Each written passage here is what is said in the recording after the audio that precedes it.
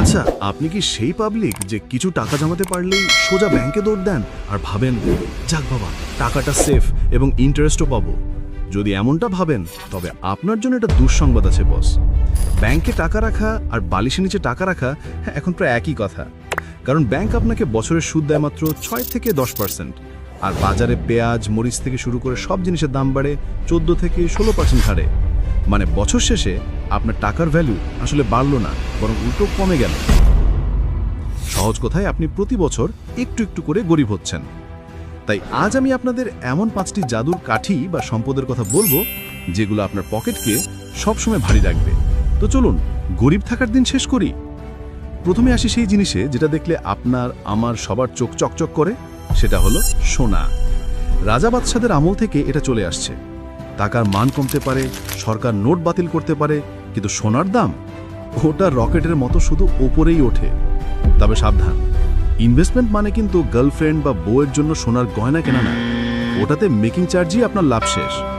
Invest করতে হলে কিনুন গোল্ড বার, কয়েন অথবা ডিজিটাল গোল্ড। বিপদের দিনে এটাই আপনার আসল বন্ধু হবে। দ্বিতীয় সম্পদটি হলো রিয়েল এস্টেট বা জমি। দুনিয়ার জনসংখ্যা বাড়ছে, কিন্তু নতুন করে তো আর জমি বানানো হচ্ছে না। তাই ডিমান্ড বাড়ছে, কিন্তু সাপ্লাই ফিক্সড। আর ইকোনমিক্সের সাধারণ সূত্র হলো এটার দাম বাড়বেই। এখন আপনি বলবেন, ভাই আমার পকেটে তো মশা ঘুরঘুর করে, আমি কিনবো জমি।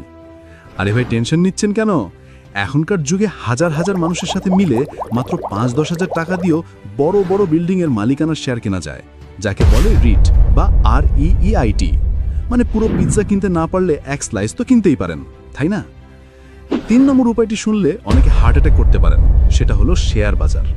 লোকে বলে এটা নাকি জুয়া। হ্যাঁ, আপনি যদি না জেনে আলুর দরে শেয়ার কেনেন, তবে সেটা জুয়া। কিন্তু যদি দেশের সেরা কোম্পানিগুলোর পার্টনার হতে চান, তাহলে এটা সেরা উপায়। ওয়ারেন বাফেট দাদু বলেন, সব ডিম এক ঝুড়িতে রেখো না। তাই রিস্ক নিতে না চাইলে সোজা ইন্ডেক্স ফান্ডে টাকা লাগান। মানে দেশের সেরা 30টা কোম্পানি একসাথে কেনেন। ব্যাংক যেখানে আপনাকে বছরে 6 থেকে 10 টাকা দেয়, স্টক মার্কেট সেখানে লং টার্মে 15 থেকে 20 টাকা পর্যন্ত রিটার্ন দিতে পারে। 4 নম্বর সম্পদটি কোনো বাজার থেকে কেনা যায় না, এটা আপনার নিজের ভেতরে থাকে। সেটা হলো আপনার স্কিল বা দক্ষতা।